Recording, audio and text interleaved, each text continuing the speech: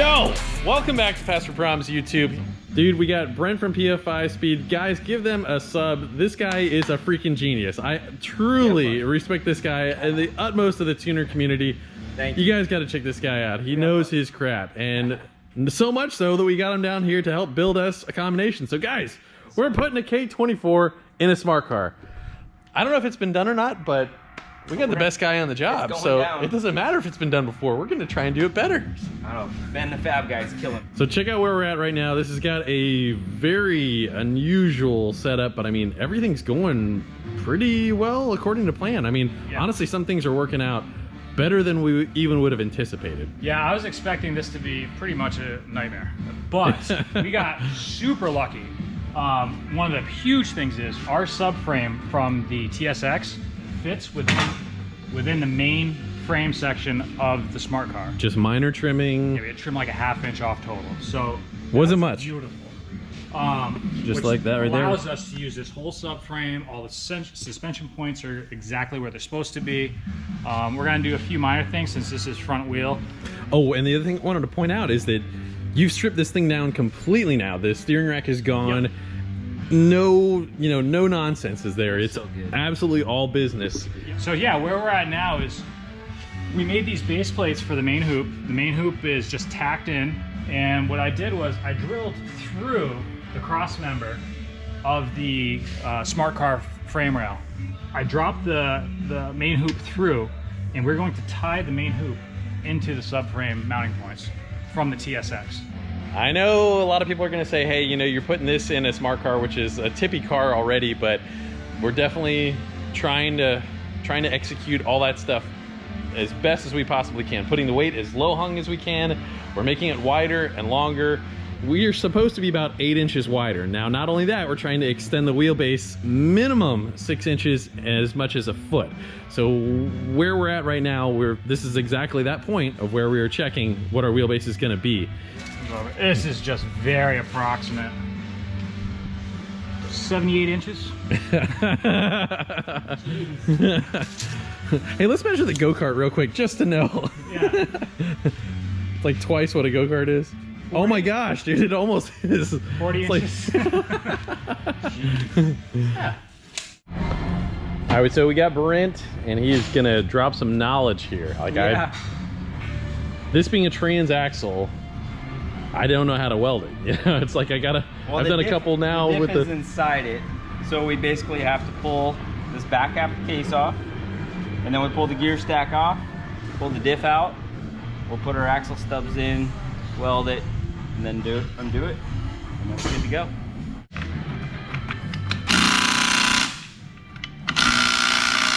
This may be a little much. So these are our detents. You see the springs go inside those. Oh, okay. Yeah, some little ball in there. Yeah, we'll have the balls too. I'll tip it. Catch those bad boys. Oh! See, look at that. Got a live one. Yeah, I might go grab a ratchet here, and it's got some torque behind. That doesn't, but yeah, they're torqued pretty tight, aren't they? Depends on the. Well, they were painted black, so I was already kind of wondering, like, what's that? But so, small problem here. We tried to get these off of the impact there, and they wouldn't go. I started to break all these loose, and then I was like, yeah, let's just hit them with the impact and all that stuff. Broken. 0 for 3. This is not the start that we were hoping for here, Brent. No, this isn't the start. So, Keep playing around here. we were trying to just crack it. Let me see if see what happens, man. All right, this one's on you. I do not have the Midas touch here, brother. What's up with that one? Oh my gosh. Midas touch. Yeah, you got the Midas touch. I do not. So I thought about it, and I figured Honda may be crazy because they do crazy things sometimes. So I haven't taken a TSX one apart, but I'm taking all the rest apart, Oh my gosh, dude. But look, the reverse thread. You didn't notice I was turning the other way. I had never seen that before. Dadgum reverse threads will get you every time. He'll get you every At least time. the first 3 times. Yeah. Who would do that? Honda. That's a mean thing. That's just wrong. That's a mean trick. Lefty loosey, right? Nope, Yep. not here.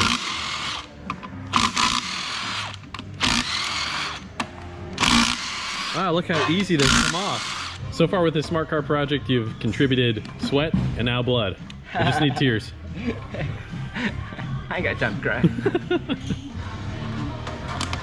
All right, victory! Woohoo! There's victory.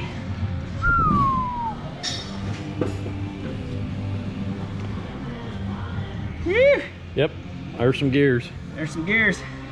All right, so this should be our diff. That's the diff. That's what we're going for. What do we weld to what? So that There we go. That main shell. Ah, That's what okay. you were looking for, there right? it is. Yes. Now I see it. So Okay. it's ready for him to weld. We'll put her back together. Oh, yeah, That's dude. it. After I fix these bolts. It's coming. I've been digging her out. Brent was suggesting that we do this a different way. I'd never done it this way, and definitely makes sense. You were saying that the gears can move just a little bit. Yeah, We they're slopping them. So I took the clip out of this axle. This one doesn't have one. We put them in the diff just to hold everything square. Weld the corners and then pop the axle back out. We're good to go. I just didn't want it to arc out through any bearings. I caught some guff. Yeah, I got I love Yeah, that you're word, probably guff. I haven't heard that in a long time. guff. I've had enough guff out of you. Yeah, it's good. It's like, it's mildly insulting, like, you know, I like it. Guff you.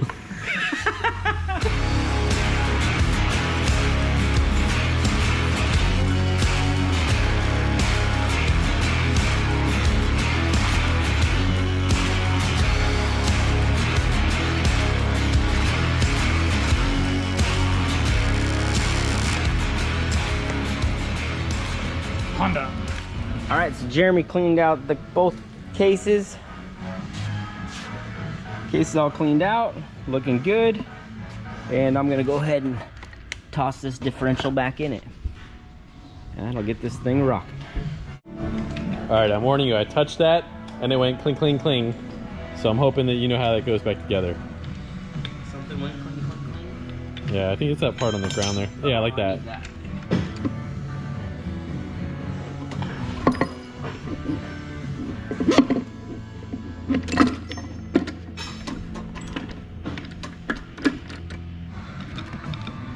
Well, what is this? This isn't Honda Bond. No, it's not. This It's is AC Delco. Yeah, that's right. It's what we carry around in these parts here. Boy, I'll have you know. I'll have you know. We just got that AC Delco. We know nothing of that Honda Bond. I heard the Honda Bond's pretty good though. It's honestly the best stuff. Toyota Bond's right up there. What about Yama Bond? I don't know anything about that. Man, some people are crazy about the Yama Bond too. Toyota Bond will like seal cracks and dry while wet. Well, like oil is going through it. That's impressive. Yeah. Not the right tool, but efficient tool for that. There we go. Cool. Well, I definitely learned a little bit. I learned a little bit. Don't turn them the wrong way. Yeah, that's probably the biggest lesson I learned. Transmission reinstall, take 6. That's how it goes sometimes. That actually, hold on. That actually felt pretty good. Yeah, I think that one shift rod was hung up a little bit. Yep. All right. All right, buddy. Thank you very much. I'm glad you. Oh, we better check reverse. Oh, So it started this whole thing. Hold on. Wait. Round 2 anyway. Good call. Got to check reverse because that's what started this. Yep. That is exactly what started this whole. There's a couple ideas: is taking a bar from here down, and then a cross bar, and then having the A arm attached to it, or like you said, just just come off the corner and up, and then have again same thing, and then your shock mount, and your A arm mounts are right off the side, and then it's rolling. I mean, then honestly, the shocks are holding it up, and the arms are letting it travel, do what it's supposed to do. And it's all going to be the factory arms, so it's not like you're building any of that stuff. You're just making tabs. Oh, and actually what we just got today, which we haven't even said yet, is that the Boosted Boys and the rest of PFI Speed, they're here. Making use of all the free help that we can get there. All right, so for Mr. K Series himself, what do you think, man? Dude, this thing's gonna be ridiculous. You put some slicks on it. Like 98 inches. Woo! I'd club a baby seal for 98 at this point. And I mean, dude, I've seen it do wheelies. It's pretty wild. Like, especially like even at 500 horsepower, you might get to like out at the 8th mile, like hit third, and just, like, you know, like still trying to pull it up. Like, I don't know. super sketchy. You gotta be careful in this thing. It's gonna be so fast. Yeah. And honestly, that's looking good, honestly though. it was just meant to be a burnout car, but I think it would be so fun to troll something that's like, you know, something that's a big power something. Yeah. We're trying to figure out, well, ride height, well, a number of different things actually right now. Suspension we're trying to dial in, trying to get the shock mounts, all that. Yep. Yeah, our main goal is to get those fronts. It's just halfway mounted. It's just on block of wood. Yeah, the front 2 mounts are in and square. So that was our biggest hurdle. So now that everything is in here square, we just have to figure out, or we have to brace the rear somehow. And then we have to get the suspension tied in. Just stepping back and like looking at the whole thing, it's so wild looking. Like, I mean, it's like I've been looking at it for a little bit here and there, but the more you just like step back and be like, dude, that's a freaking golf cart, man. That's not even... It's basically like the golf cart. Yeah. But, you know, just a little nicer. Like, that's gonna be ridiculous.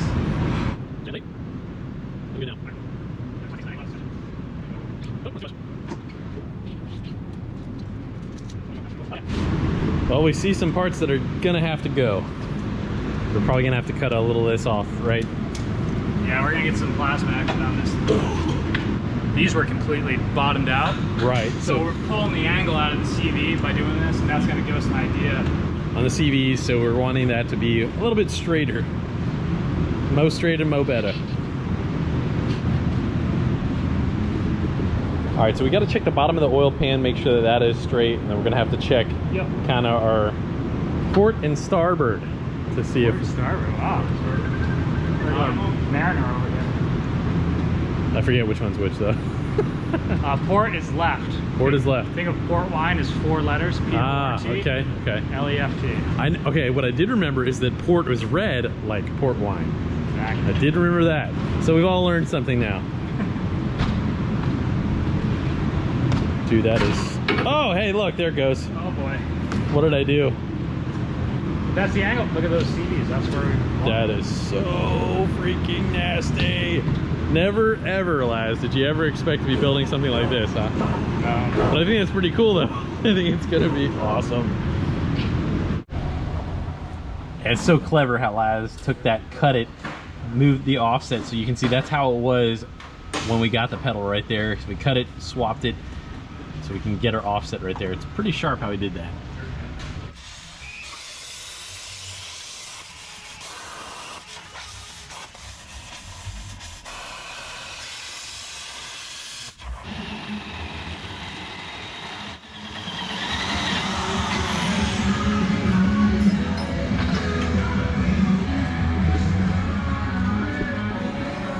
All right, so just a second ago, we had a measurement that was a little bit off, and Ben was showing me how we get that figured out.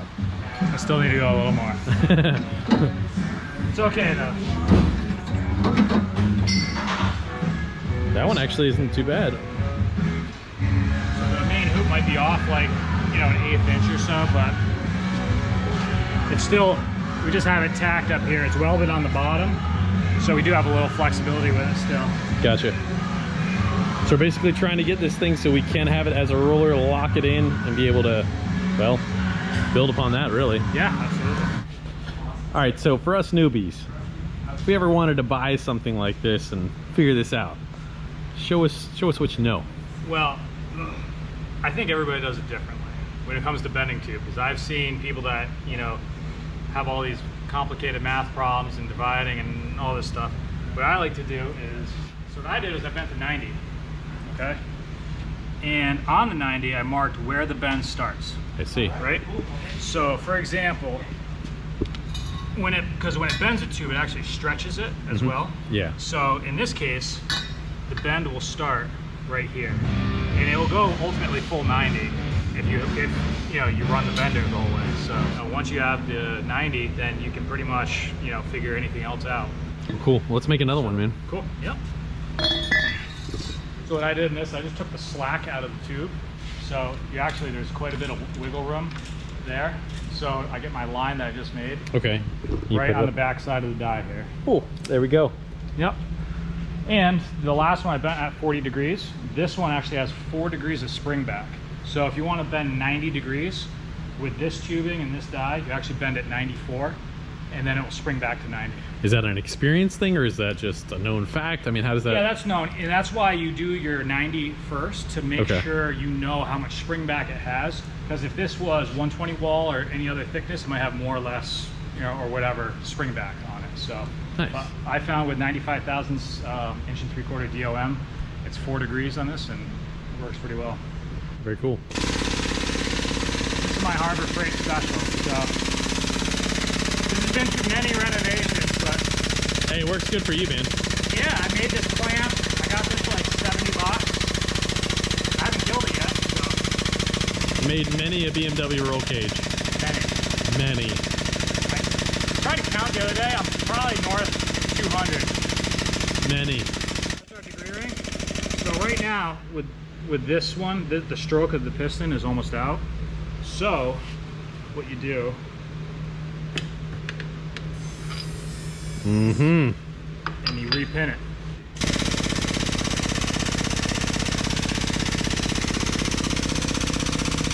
I'll show you that spring back in about 2 seconds. Yeah, I saw it a little bit on that other one there. So I bent the other one to 40 on the dial. So mentally I say 40 on the dial, but it's actually gonna be 36 degrees. So right now, Oh, there it goes. There's the 4. Gotcha. just make sure All they right, so we're gonna match. have to notch that. So cut her down. Yep. So as we had cut up this area right here, we had this kind of clearance before, and right now this thing just kind of popped out a little You bit. can see.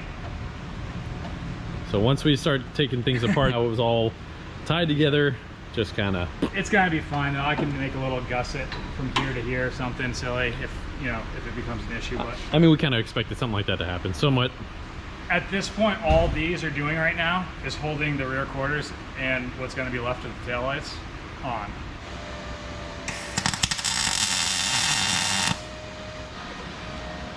It's coming together. Once I get these welded too, we can pull the straps off. So we Oh, it's gonna be awesome, dude. Really see what it's gonna kind of look like tonight. This is definitely going to look like way more aggressive than what I had imagined, and I'm absolutely loving it. So we are making this such that we can be able to disconnect from the K-member. That's bolted in right there, and up front we are bolted in, so this should be serviceable, duplicatable, Yes. potentially Potentially. duplicatable. Well, the thing is, once you get the cage in, you wouldn't be able to pull the motor out. And, Yeah. I mean, unless you pulled the seats out, and you just wouldn't be able to get it out, really. So this whole subframe will be able to detach, but we're going to tie in all the suspension points, and this whole rear end is going to look wild, too. If you decided to undertake a SmartKar, you're going to want to invest in a plasma cutter. Yeah. Yep. They make a lot of hard work easy, to be honest with you. So Honestly, watching you cut this stuff with the plasma cutter, so satisfying. Just. So my son calls it a laser sword, and it's pretty cool. It really does seem like it. All right, so notching might take 2 or 3 times. it's better to be conservative. Yeah, than 3 halfway. times than Yeah. to get greedy once, because I think this stuff was like $4.75 a foot.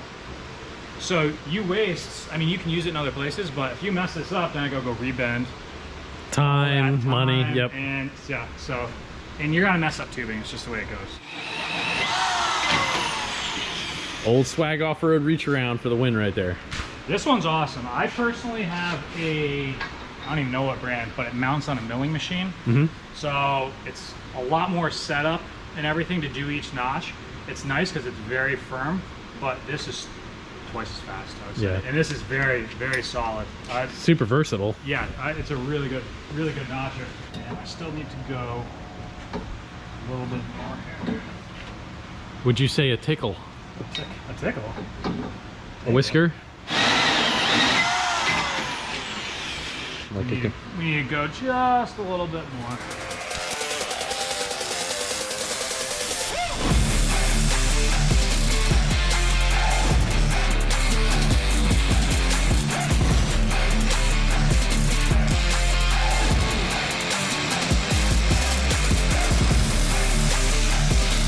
right, so we're finally at the spot where we can lock in, weld in the hoop.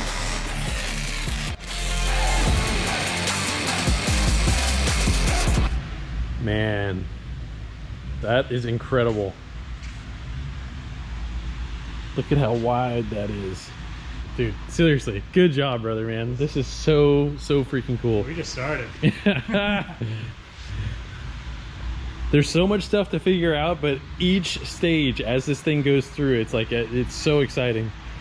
Just, you can't wait to see what happens next and how this all develops. This is definitely beyond my scope of setting up suspension and all this, so you know, these guys right here, and with the help of Brent, Kyle, and geez, yeah, all hands on deck, and a little bit of knowledge from all these little aspects really really helps. So far today, we actually cut out the buckets right here, you know, for the shock mounts. Yeah, I don't know if we're gonna keep them, but it's giving us a very good idea of where things are gonna be. What we're doing with the strut tower brace is it's an acting template, really. Exactly. We'll get everything in and exactly where we want it, symmetrical, temporary jig in place. Yeah.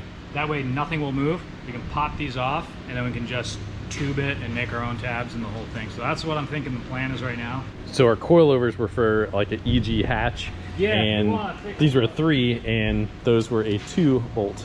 Yep. So these are what we're going to be working with. We created our own framework. It's a whole different ball game than working from something. So we now don't have our hats anymore. So we spent the last couple minutes trying to see how we can get this to have clearance. These are our camber tools. These 5 I like buckets. those buckets, man. Yeah. That's really pretty awesome. So what we did was we just tacked the tie rod in place. We have Heims joints that George just picked up that we will be using, but this eliminated our toe issue. So with that set, now we have to find out where to land the upper control arm. So right now I'm trying to get this tube level with the subframe. There was a happy spot. There is a spot. Yeah, it's just that you're trying to find that perfect spot in space. Yeah, so once we get the top upper control arm tabbed in, then I'll kind of we'll figure out how to do the top of the coil and how we're gonna solidify that. So we're just kind of taking it one step at a time. In the position of where I was having to sit in the seat, I was having to look through the steering wheel. So right now we're making an effort to not only decrease some weight, but also be able to have better visibility. We thought about changing out the steering, which we still may do. Ben has absolutely been killing this. Look at this. I'm not sure where we left off last, to be honest with you. But, it seems like eons ago after seeing all this. So. Yep. But Kyle here actually. Look at this guy come in offering some help. I mean, that's a nice solution, man. He came in earlier today. I was playing around with a tube, just kind of see what would fit. He suggested just doing it super simple like this. Reinforce it, gusset it, and tie it into the harness bar more than likely. So the harness bar will have a tube from here to the shock tower more than likely. Yeah, this is where like the hip bone's connected to the, you know. Yeah, just to kind of get everything strong as possible. It's awesome. I love the way that it looks with that bar and that bar right there. I mean, from the back, it's a whole different, like, it totally changes the look, honestly. Yeah, it does. Yeah, it's gonna be crazy. Since that's got that dog leg and that adjustment here, we can kind of work our fore and aft, but we got to get it all totally figured out first. But yeah, it's gonna have to be lower. Initially with the other seat, I was looking under the wheel, and this is a ton better for sure. We were talking about before this going through the bottom of the car. Is that still going to be the case, or are we going to run this? Well, we're going to have to see how it sweeps and see what it's like. Looks like it flows so nice going right up through the top right there. Our water's going to be able to go through the bottom. We got a nice little Honda radiator that we can put up front, and should be good to go. Old jack stand Jimmy pulled a fast one on us. We were looking for a Mishimoto radiator, and we ended up with not a Mishimoto radiator, so that one ended up on Leroy. Might just have to go back over there and swipe it. This guy's gonna fit in there pretty darn close to the factory dimension, and we will still be able to have our high point. I don't know if that's gonna be our high point anymore, but we'll have our reservoir right up there. Yeah. Looks like things should work out quite nicely. That's about twice as thick as the factory radiator right there, and hey, Factory was so thin. I'm taking your word for it that it's gonna do the job. It'll do the job. All right, all right. That's good enough for me. All right, Ben, you've been doing a whole bunch of good. You made one mistake. No big deal. We forgive you already. It's okay. So I got a little carried away and a little excited. And weld everything. yes, no. So I welded, instead of tacking, I buzzed it a little too hard, and I melted the ball joint. And actually the angle on this almost looks a little steep, so I'm thinking we're going to do some sort of something in that neighborhood. We'll cut this off and sleeve right over it. It should be pretty similar diameter. Yeah. And then we'll have full adjustment of our toe. Looks really, really good, man. You guys are so nice. Waiting for me. Like some good boys. Oh, all right. So first time dropping it on the suspension. Let's see what this thing's gonna look like here. Ben's been wanting to make this thing a roller for a while now, and I think today's the day. Today is the day. As long as my tacks hold. Nice and easy. Nice and easy. Yeah. Don't put all the weight on there. What was that? Body shift. The body shift on that upper bar. So the upper bar move. I saw movement right here to It here. was just touching, yeah. Yeah. Okay. So because It's you're actually tacked, touching yeah. on it right now. Actually, you might want to. To recreate that. So yeah, we got a little bit of tweakage right there, and once that is tied in, as you're saying, It's awesome. that has got a wild look for sure. Dude.